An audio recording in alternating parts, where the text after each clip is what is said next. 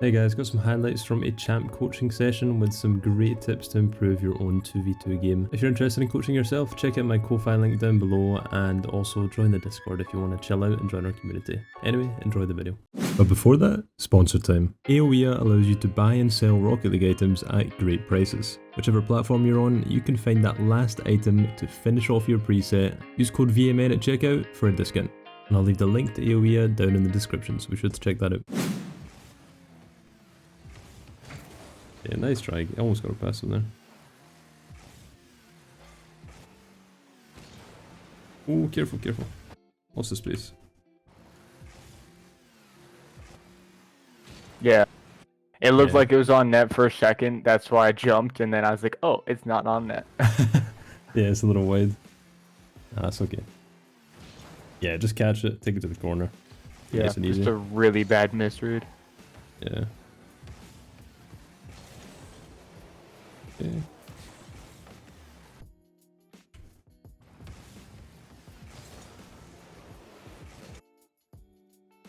Right, I'd maybe leave this for your teammate. So you've kind of opted to play it across the pitch, and then here, it's going to be very difficult for you to get like a... You could play for the second beat on the second challenger, but it's not going to be very safe. Like if you try to take a 50 in the position you're in, this way, it's never going to be in your favor, just because of your positioning, right? Like this guy's charging in, and he's got a lot of momentum, and he's coming in the direction he wants, so you're going to lose this 50 if you take it. Right. And obviously you have no information either, because he's not in your vision. So yeah, maybe just leaving I this... could not see him. Yeah, and your teammate on the other hand, he's sitting back, he's got all the vision, he's got a more direct line on that 50, like this. See how his movement is countering his movement?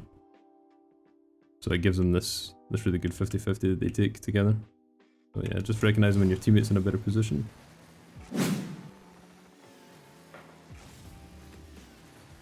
Support a teammate. Waiting for the pass. Okay, very dodgy touch.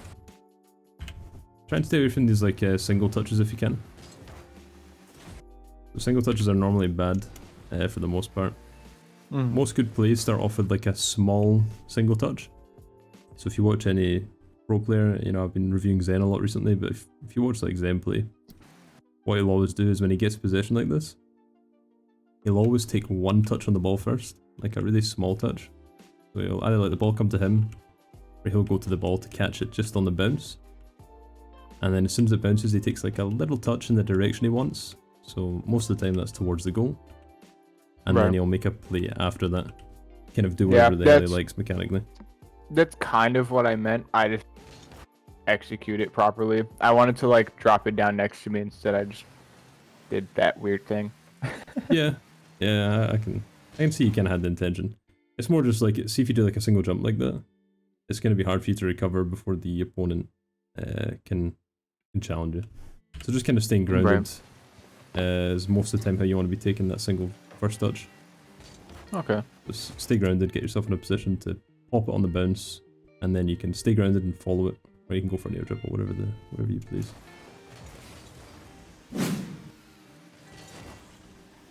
Alright, I'm okay with the slowdown.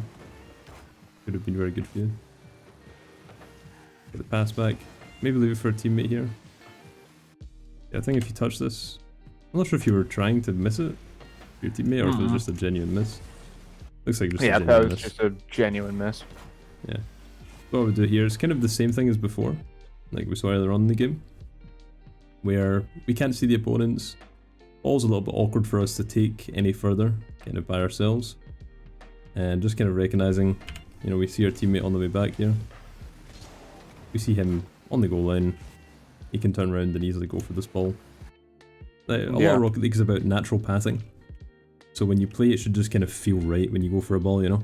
It should feel like your ball when you go for it. And for your teammate, this feels like his ball to go for. You know, he'll get the boost, he'll come around, and he gets free possession. Whereas for you turning here and touching the ball, you know, maybe you can pass to your teammate.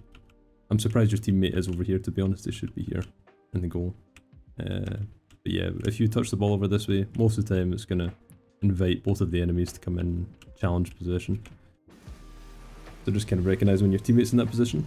It's very useful. Same thing as before. Nice, get the beat on the kickoff.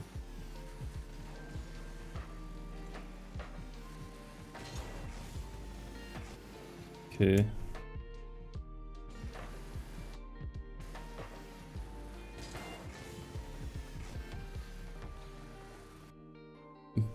I'm half and half on this. I feel like if I like- would have, I feel like if I would have touched it, there could have been a possibility of something, but I didn't. I feel like that can was the see that issue. as well.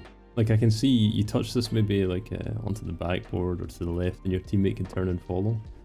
I think my main issue with this, and the reason I don't like it too much, it kind of strikes me as a bit of a misplay, is the fact that we're taking so long to do it. So we kind of hover on the ground when there's an active threat outside of our vision, right? So we don't see the second man on the opposing team. And my guess is, I actually have no idea where he is, because I've not been paying attention to his movements over the past like 10 seconds. But I'm assuming he's going to be just naturally where he should be. He's around the left corner. Yep. Like where you're facing. So if he's there, like I would immediately assume that he's going up for this. So it kind of immediately strikes me as shouldn't go unless I go, you know, immediately. Like it's a now or never kind of thing. So it's very dangerous to stall on challenges when when there's like an active threat on the pitch that you don't have information on. Most of the time it's better to go for a safer rotation or to either take like a risky immediate challenge against the threat. So in your position, I'm either going up or I'm heading back. There's no in between. Okay. I'm kind of curious as to where he was actually. Let's see. Yeah, just about. But he was kind of in an awkward spot to hit that or go up for it. Yeah, he shouldn't be here. You know, like we're kind of lucky that he's in this position. He missed boost twice. Yeah, that's kind of how he ended up there, I suppose. Yeah, it's still like it's still very useful to keep that in mind. Okay, nice try. Go boost, second man. Go for the goal, so close.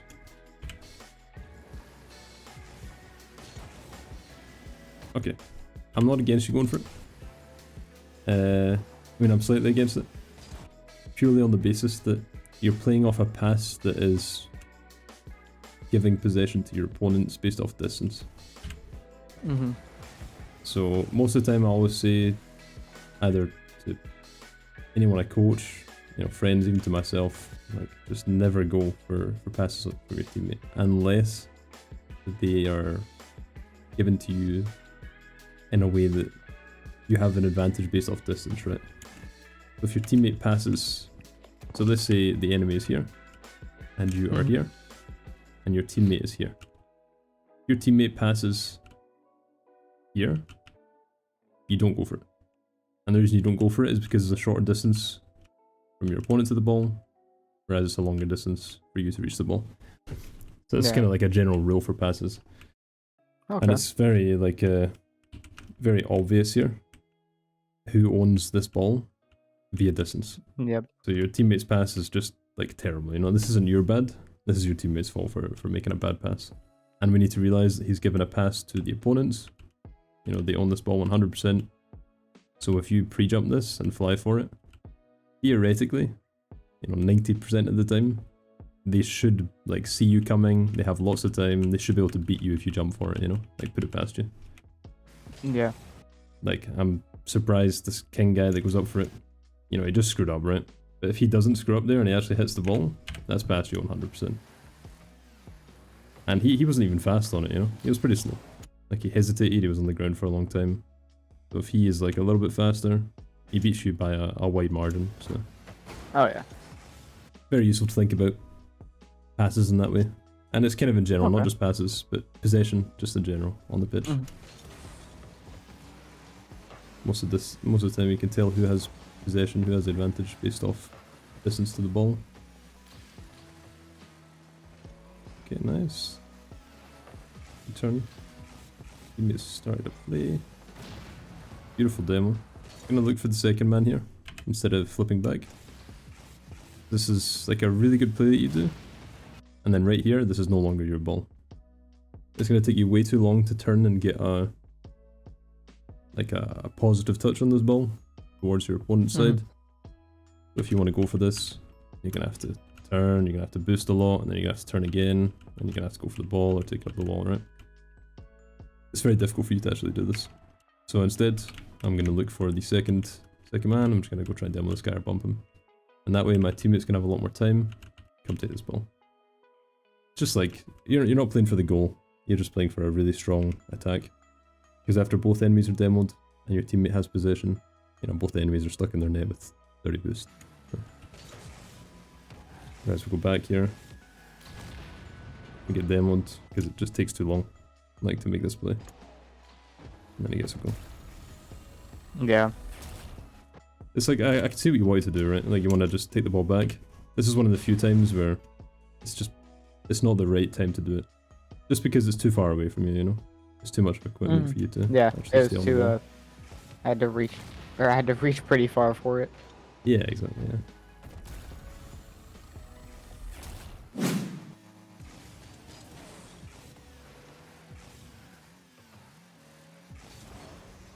Oh, careful. Now we've got a lot of space here.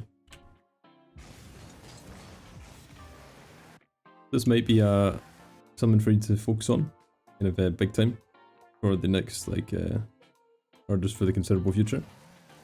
So, we saw it with the last play as well, when we're kind of focused on the ball, focused on the play. Kind of similar here, like we're not thinking about where our opponents are too much. And similar before again to when you pre-jumped for the pass from your teammate. Like we were thinking about the goal, not really thinking about where the enemies are, where the ball's going to be. So definitely playing information is going to be really important for you to improve, I think. So right here I'm thinking, guys just committed on the kickoff on mid. I see the only challenger, and the first challenger here is this guy. He's the one that you got to be watching, right? And kind of to make it easier, just for every situation, you don't need to worry about where both of the opponents are. Most of the time you only need to worry about who the first challenger is and where they are. So if you're first man, then you have to worry about the first challenger. Whereas the second man, he needs to worry about the second challenger, like the guy who's at the back. Okay. So since you're first man, I'm just looking at this guy in front of me, and since he's nowhere near me, he can't challenge the ball, I'm just going to take my time with this. I'm either going to play it off the wall, take a nice air dribble towards the goal, or I'm going to just let the ball slowly come down, follow it down onto the ground, try and get past them there. Just make sure we don't give away our possession with a single hit.